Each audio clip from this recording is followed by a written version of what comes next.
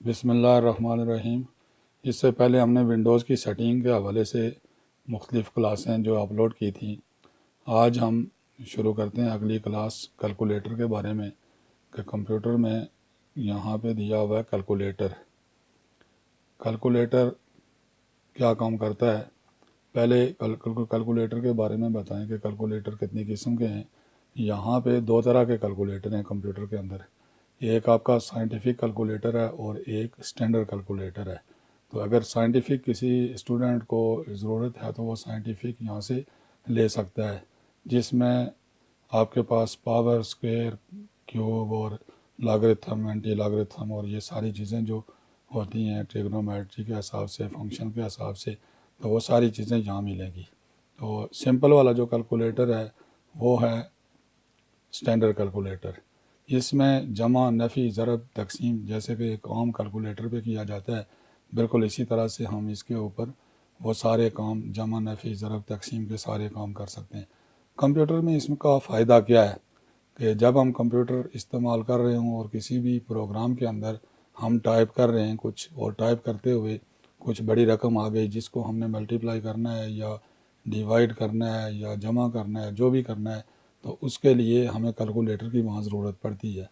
तो फिर हम कैलकुलेटर को ओपन करते हैं, उसमें जाके कैलकुलेशंस करते हैं। पहले एक प्रोग्राम ओपन कर लेते हैं, फॉर एग्ज़ाम्पल नोट पैड है।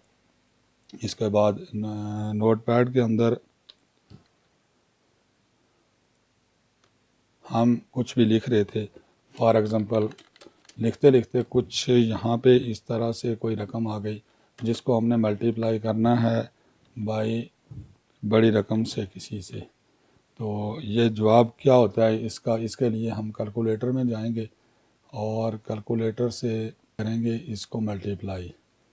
667 multiply by 678 is equal to, ये जो भी रकम आ जाएगी इसको हमने कॉपी कर देना है, और कॉपी करने के बाद उस प्रोग्राम में जाएंगे और वहाँ जाके इसके एडिट से पेस्ट कर देंगे, तो वो रकम वहाँ से उठ के यहाँ आ जाएगी। तो ये इसका ये फ़ायदा है कि किसी भी प्रोग्राम में टाइप करते वक्त अगर कोई कैलकुलेशन की ज़रूरत पड़ती है, तो जिसके लिए हमें कैलकुलेटर की ज़रूरत है, तो वहाँ से हम उसकी कैलकुलेशन करके वहाँ से कॉपी करके इस प्रोग्राम में आके पेस्ट कर दें, तो वो रकम वहाँ से यहाँ पे इजीली आ जाएगी। इसके बाद ये नोटपैड वाला प्रोग्राम था, इसमें टेक्स्ट फाइल बनती है।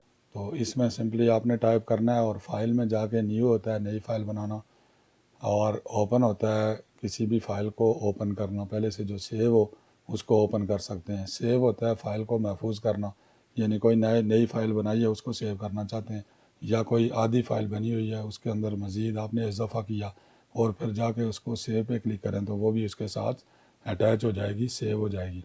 सेव एज़ होता है किसी भी फ़ाइल को दूसरे नाम से महफूज करना। पेज सेटअप होता है, पेज सेट करते हैं जब हम प्रिंट करते हैं तो सबसे पहले पेज की सेटिंग करते हैं, तो वो इसमें जाके पेज सेटअप होता है। तो इस पर क्लिक करके सिंपली देख भी लेते हैं हम कि यहाँ पोर्ट्रेट और लैंडस्केप ओरिएंटेशन दी हुई है पेपर की, कि आपने पेपर इस तरह से खड़ा प्रिंट करना है या लैंडस्केप चौड़ाई में प्रिंट करना है, तो ये ओरिएंटेशन कहलाती है। मार्जिनस हैं जिसमें लेफ़्ट, राइट और टॉप और बॉटम है, तो ये आपका जो स्पेस आपने छोड़ना है, टॉप से कितना छोड़ना है, राइट से कितना छोड़ना है, लेफ़्ट से कितना छोड़ना है और बॉटम से कितना छोड़ना है, ये इधर से करते हैं हम। हेडर और फुटर दो चीज़ें ऐसी हैं कि कुछ अगर आप टाइप कर रहे हैं और आप चाहते हैं कि हर पेज के ऊपर हमारा कुछ नोट्स के बारे में आ जाए कि नोट्स ऑफ कंप्यूटर टाइप कर रहे हैं या इंग्लिश के कर रहे हैं या किसी और चीज़ के, तो उसको यहाँ लिख देंगे तो वो हर पेज के शुरू में वो मैसेज आएगा, उसको हेडर कहते हैं। फुटर है, ये हर पेज के एंड पे आप अपना नाम वगैरह देना चाहते हैं कि कंपोज्ड बाई फलां ABC, जो भी आप नाम दे देंगे तो वो हर पेज के एंड पे मैसेज आएगा, उसको फुटर कहते हैं। तो ये इसका, इसके अलावा यहाँ साइज़ के हवाले से दिया है कि लेटर टाइप है या A3 पेपर है या A4 है, A5 है या लीगल है।